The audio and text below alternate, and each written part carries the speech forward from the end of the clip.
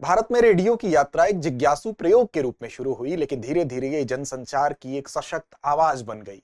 1923 में कलकत्ता, 1924 में मद्रास में जरूर इसका बीजारोपण एक शौकिया रेडियो क्लब के रूप में हुआ, लेकिन 23 जुलाई 1927 वो तारीख थी जब इंडियन ब्रॉडकास्टिंग कंपनी ने पहला औपचारिक प्रसारण किया।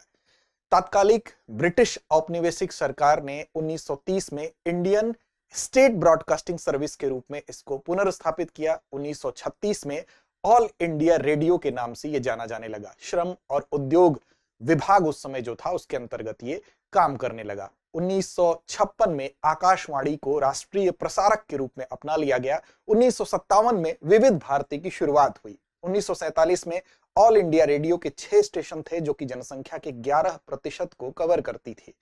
लेकिन आज अगर हम बात करें तो ये रेडियो न सिर्फ एक समाचार वाचक के रूप में समाचार को देने के एक माध्यम के रूप में जाना जाता है, बल्कि इससे पहले अगर आप देखेंगे तो इसने राष्ट्रीय स्वतंत्रता आंदोलन में भी अपनी उपादेयता सिद्ध की।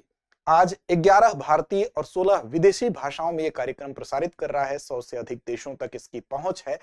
इसी क्रम में आज का हमारा जो हम मुख्य मुद्दा है वो इसी पर केंद्रित है। वो क्या है? तो दरअसल नियंत्रण रेखा के पास भारत का पहला सामुदायिक रेडियो स्टेशन स्थापित किया गया है और आज हम इसी विषय पर बात करेंगे, समझेंगे कि इसका इंपॉर्टेंस क्या है। यानी कि एलओसी के पास जो भारत का पहला सामुदायिक रेडियो स्टेशन स्थापित किया गया है, इसी विषय पर हम बात करेंगे। इसका नाम क्या है, इसके बारे में तमाम वो बातें, इसका इंपॉर्टेंस क्या है, सभी बातों को समझते हैं। इसका नाम है रेडियो संगम। जी हाँ, 3 जनवरी 2026 को रेडियो संगम नाम से एलओसी में जो भारत का जो एलओसी के पास आप कहें तो ये पहला सामुदायिक रेडियो स्टेशन होगा। अब ये राजौरी डिस्ट्रिक्ट में केरी नाम का गांव है, उसी गांव में जो कि एलओसी से मात्र 1 किलोमीटर की दूरी पर स्थित है। भारतीय सेना, नागरिक प्रशासन और साथ स्थानीय लोग जो हैं उनके प्रयासों का ये प्रतिफल है।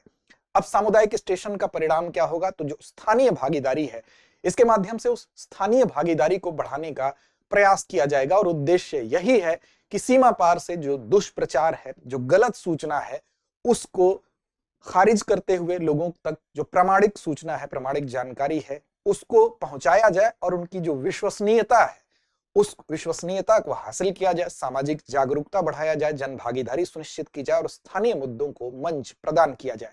तो इसी विषय में हम बात करेंगे। देखिए, खबर हमारी यही है कि राजौरी डिस्ट्रिक्ट आपको याद रखना है और इसी में ये जो हमारा स्टेशन स्थापित किया गया है, पहला सामुदायिक स्टेशन, वो किस गांव में स्थापित किया गया है? तो केरी गांव में स्थापित किया गया है। और रेडियो संगम, ये 3 फैक्ट्स आपको याद रखने हैं। इसमें स्थापना करने में योगदान भारतीय सेना, नागरिक प्रशासन और स्थानीय लोगों का सहयोग रहा है। अब देखिए, इंपॉर्टेंस यही है कि जो सीमा पार से कई बार क्या होता है कि जो रेडियो की फ्रीक्वेंसी है वो सीमा पार तक पहुंच होती है, जो स्थानीय हमारे जो बॉर्डर पर जो लोग रहते हैं उन तक।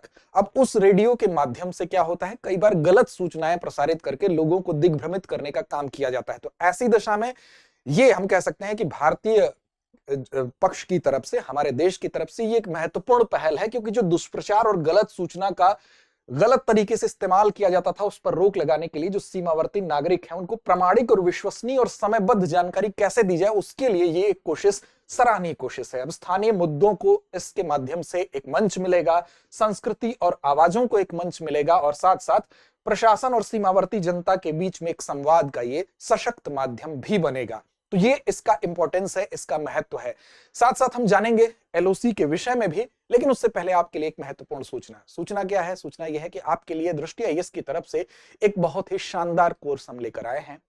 इस कोर्स को शानदार इसलिए हम कह रहे हैं, सबसे पहले आकर्षक चीज ये है इसकी फीस 24,999 और ये भी इसकी फीस आपको वन टाइम जो ये फीस लग रही है वास्तव में ये निःशुल्क है। निःशुल्क कैसे है कि इस फीस को लेकर आप जीएस स्टूडियो फाउंडेशन कोर्स जो हमारा है इसको अगर आप पढ़ते हैं, तैयारी करते हैं, तो इसके बाद अगर ऑफलाइन बैच में आप एडमिशन लेने आएंगे तो ये पूरी की पूरी फीस उसमें एडजस्ट कर दी जाएगी। तो एक तरह से ये निःशुल्क है। इसमें आपको 1250 प्लस घंटों की कक्षाएं मिल रही हैं। प्रीलिम्स से लेकर मेंस तक जो जीएस की संपूर्ण तैयारी है, जो बुनियादी तैयारी है, वो आपका कॉन्सेप्ट बिल्कुल क्लियर होगा। इसके अलावा इसमें 18 टेस्ट के माध्यम से आपकी तैयारी को धार देने की भी कोशिश की जाएगी और साथ साथ सबसे महत्वपूर्ण चीज यह है कि इसमें आपको जो करंट अफेयर्स का इंपॉर्टेंट रोल होता है, तो वो 2 साल के करंट अफेयर्स के क्लासेस का एक्सेस भी दिया जाएगा और प्रिंटेड मटेरियल्स भी दिया जाएगा। और भी बहुत सारी इसकी खास बात है। बैच की बात कर लें तो हिंदी, इंग्लिश और इंग्लिश तीनों माध्यम में है, यानी कि माध्यम की भी कोई दिक्कत नहीं है। अब देखिए, इसमें अतिरिक्त छूट पाने के लिए आपको AMITABH अमिताभ। इस कोड को अगर दृष्टि लर्निंग ऐप पर आप जाएंगे, जब भी इसको आप इस कोर्स को परचेस करना चाहेंगे तो ये कोड अप्लाई करेंगे तो इसमें अतिरिक्त छूट का लाभ भी आपको मिलेगा। बैच की बात कर लेते हैं तो हिंदी माध्यम का बैच 5 जनवरी दोपहर 2 बजे से, इंग्लिश मीडियम का 6 जनवरी 3 बजे से और इंग्लिश मीडियम का 7 जनवरी 6 बजे से प्रारंभ हो रहा है। कूपन कोड अमिताभ आप याद रखेंगे। चलिए अब बात करते हैं नियंत्रण रेखा की, एलओसी की। देखिए एलओसी की जब बात आती है, एलओसी यहां पर अगर आप देखेंगे तो इस जगह पर वास्तव में इस रेडियो स्टेशन को स्थापित करने के लिए ये जगह क्यों चुना गया, क्योंकि यहां पर जो संवेदनशील एरिया है, आप जानते हैं कि 1947-48 में जो भारत और पाकिस्तान के बीच में युद्ध हुआ, उस युद्ध के बाद युद्ध विराम भी हुआ और युद्ध विराम के बाद एक रेखा तय की गई। वो रेखा यूएन वार्ता के बाद तय की गई और यहां पर उस टाइम उस रेखा का नाम दिया गया सीज फायर लाइन, यानी कि भारत पाक युद्ध के बाद एक युद्ध विराम रेखा जो थी उसको नाम दिया गया सीज फायर लाइन। बाद में क्या हुआ, जुलाई 1971 में भारत पाकिस्तान के बीच फिर से युद्ध हुआ और फिर उसके बाद 3 जुलाई 1972 को शिमला एग्रीमेंट हुआ, शिमला समझौता हुआ और शिमला समझौता के बाद यही जो सीएफएल था, सीज फायर लाइन थी, इसका नाम नियंत्रण रेखा हो गया और लाइन ऑफ कंट्रोल हो गया, इसके रूप में इसको नामित किया गया और यही है एलओसी।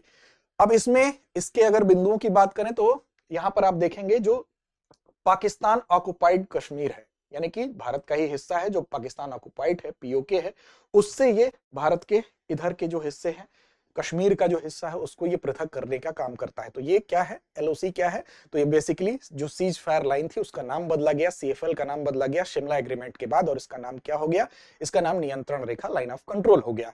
अब ये अगर देखेंगे तो ये लद्दाख से लेके, उत्तर में लद्दाख से लेके और दक्षिण में पुंछ तक ये जाती है और सियाचिन ग्लेशियर जो कि पॉइंट एनजे 9842 है, एनजे 9842 है तक ये सीमांकित है। एनजे 9842 की बात करें तो सबसे ऊंचाई पर स्थित ये युद्ध का एक स्थान है पूरे विश्व में। तो ये आप देख रहे हैं, यही एलओसी की हिस्ट्री है। एलओसी यानी कि लाइन ऑफ कंट्रोल। तो जम्मू और कश्मीर क्षेत्र में भारत और पाकिस्तान के बीच वास्तविक एक सैन्य सीमा बनाती है, ये कोई अंतरराष्ट्रीय सीमा नहीं है। कश्मीर को लेकर जो 1947-48 में भारत पाकिस्तान युद्ध हुआ उसके बाद ही इसको स्थापित किया गया था और इसका नाम, ये नाम कब हुआ तो 3 जुलाई 1972 को जब शिमला समझौते पर हस्ताक्षर हुआ, उसके बाद नियंत्रण रेखा के रूप में ये जाना जाने लगा। यहीं पर रेडियो संगम नाम से 3 जनवरी 2026 को पहला सामुदायिक रेडियो स्टेशन स्थापित किया गया है, जो कि आज की हमारी खबर थी। तो चलिए अब चलते हैं अभ्यास प्रश्न की तरफ, लेकिन इससे पहले आपको बता दें कि अगर आपने हमारे टेलीग्राम चैनल को फॉलो नहीं किया तो वहां पर फॉलो कर लीजिए। इस कार्यक्रम की इसकी लिंक और पीडीएफ दोनों आपको वहां पर मिलेगी। दृष्टि आईएएस यूट्यूब के नाम से आप है, वहां पर जाके टेलीग्राम चैनल पे हमको फॉलो कर सकते हैं। अब नियंत्रण रेखा एलओसी के पास स्थापित पहले सामुदायिक रेडियो स्टेशन का नाम क्या है? रेडियो कश्मीर, रेडियो सीमा, रेडियो संगम या रेडियो राजौरी? तो इस प्रश्न का जवाब कमेंट बॉक्स में देना ना भूलिए। लड़ते रहिए, अपने लक्ष्य की ओर बढ़ते रहिए। अब एग्जाम की तैयारी को और बेहतर करने के लिए हमारे चैनल को लाइक, शेयर और सब्सक्राइब करना ना भूलें।